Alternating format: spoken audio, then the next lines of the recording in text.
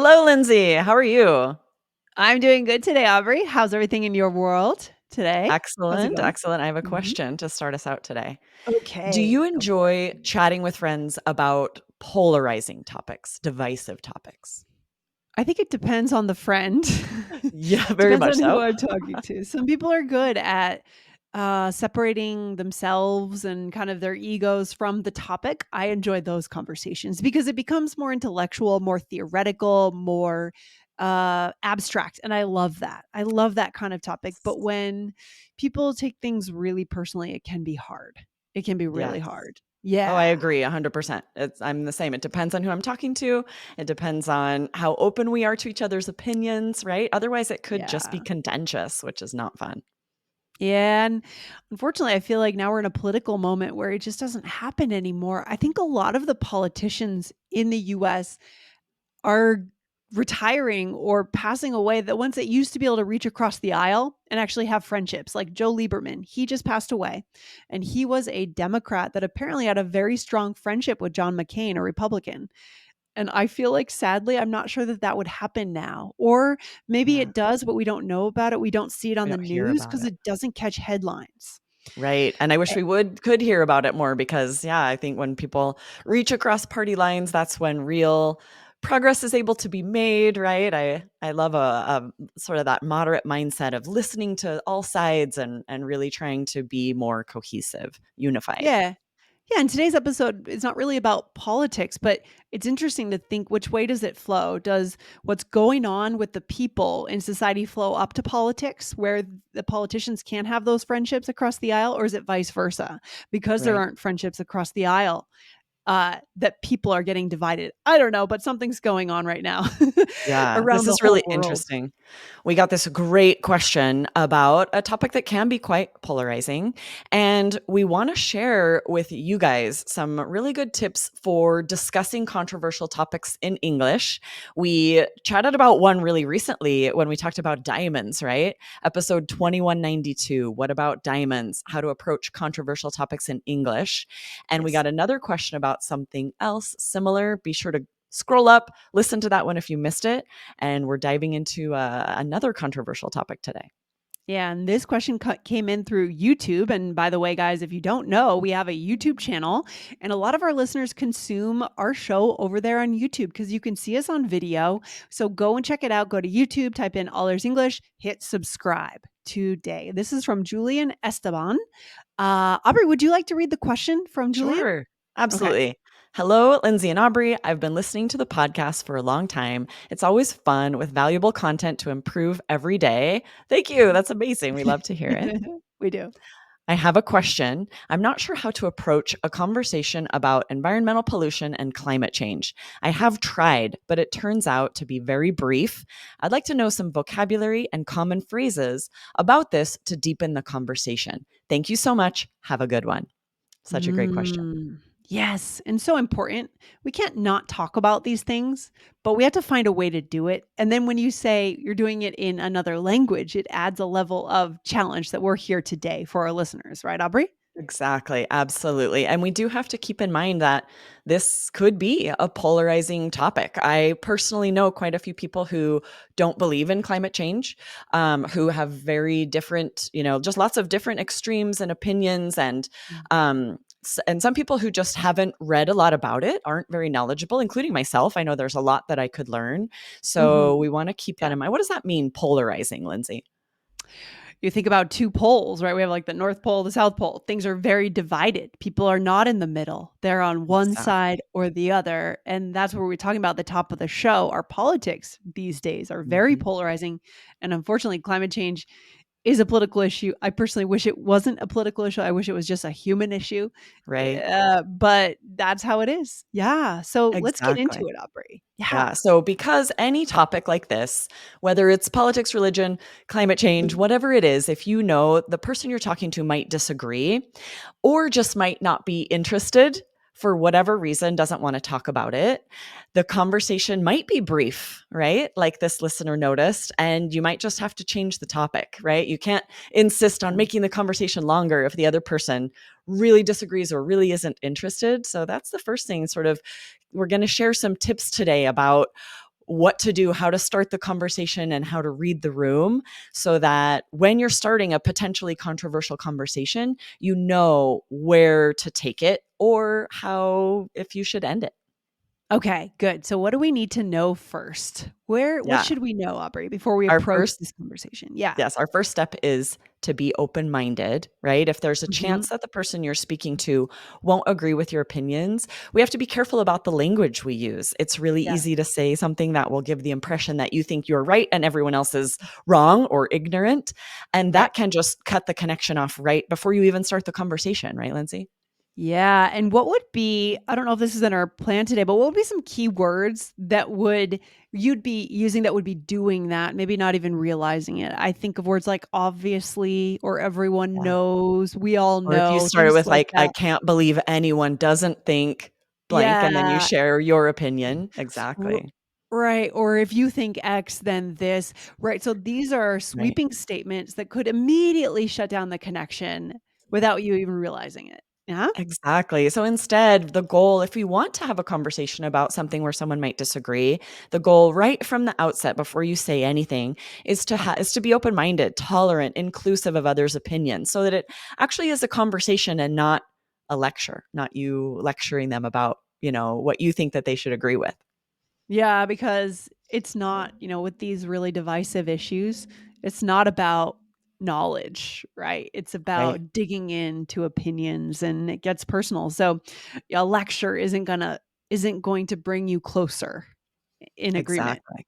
Yeah. Exactly, right? So if you can feel within yourself that you're not in a position where you can be tolerant of the other side of the issue, this is a good example, I think, climate change. I think there would be a lot of people who feel so strongly one way or the other that they Mhm. recognize, like, I can't have a constructive conversation, a respectful conversation where I can listen to another opinion without disagreeing them and getting really passionate. If so, this might be a topic to avoid.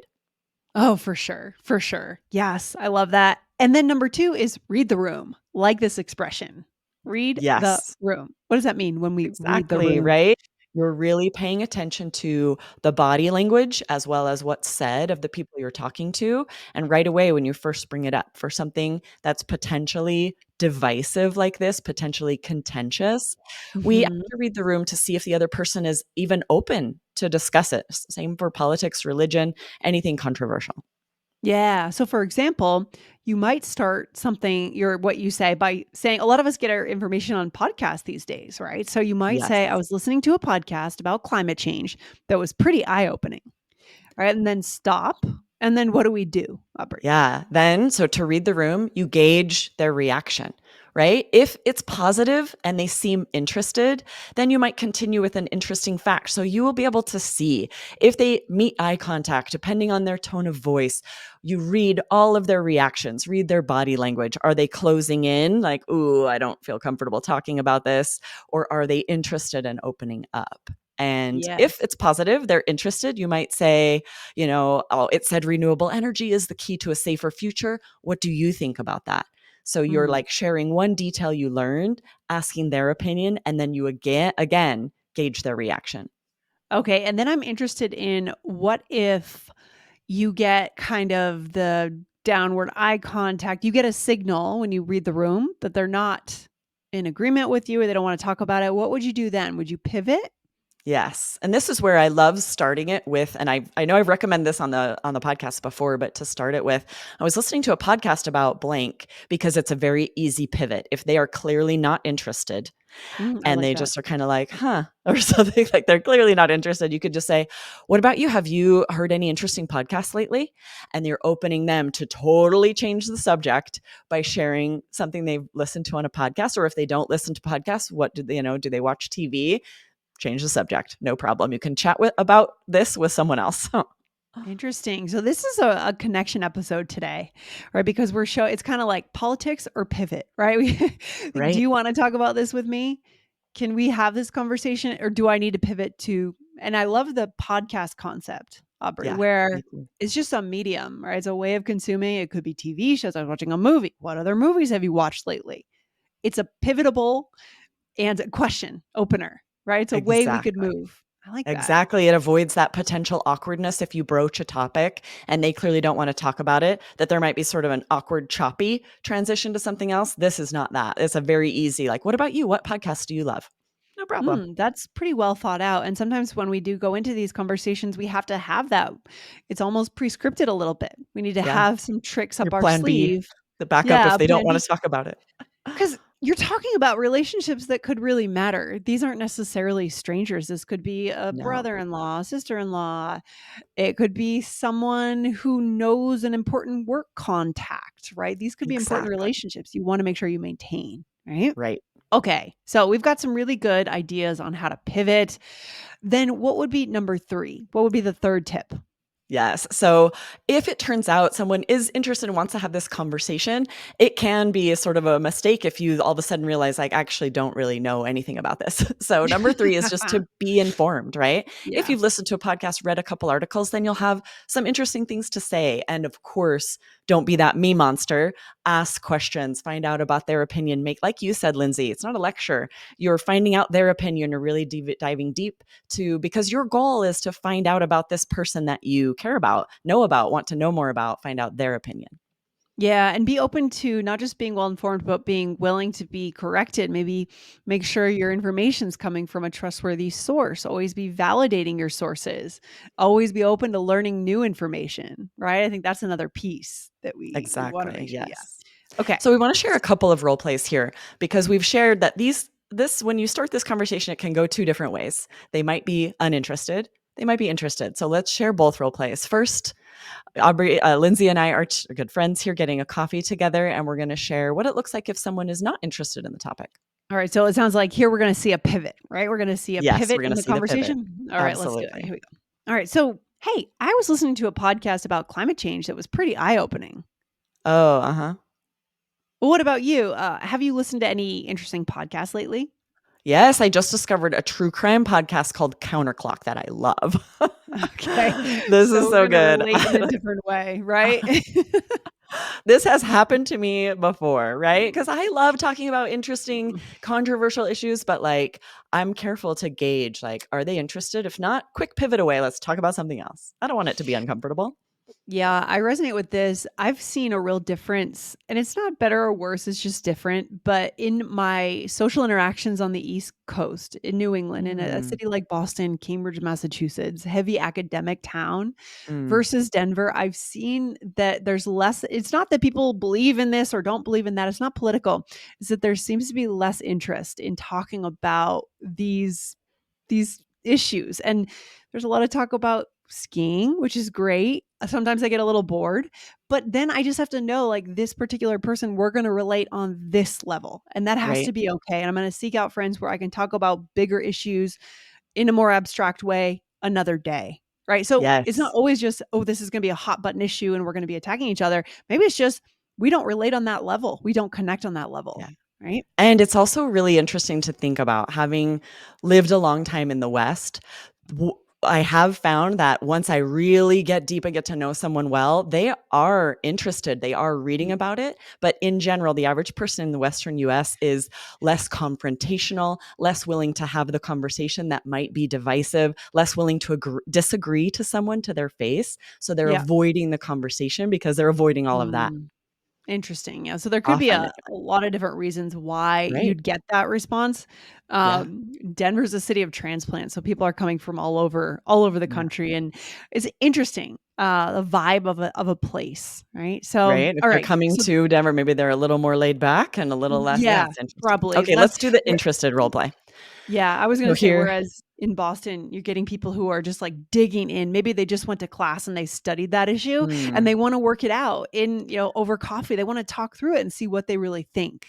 It's different. Yeah. yes, So, interesting. okay. Okay, so Let's do same the interested role situation, play. but just two different people here, right? So I'll start us out. I was listening to a podcast about climate change that was pretty eye-opening. Ooh, interesting. So what'd they say? Well, they were saying that destructive storms have become more intense and frequent because of global warming. I didn't realize that was an effect. Did you? I guess that makes sense. I hadn't really thought about it. I hadn't either, so I started looking into it more. I was reading about pollution not long ago, but I know there's a lot I don't know. So what else have you found out lately? Nice. So Nice. I love how this Absolutely. conversation is opening up and it all like that's the difference in the reaction where instead of like, oh, uh-huh, you were like, oh, interesting. What did they say?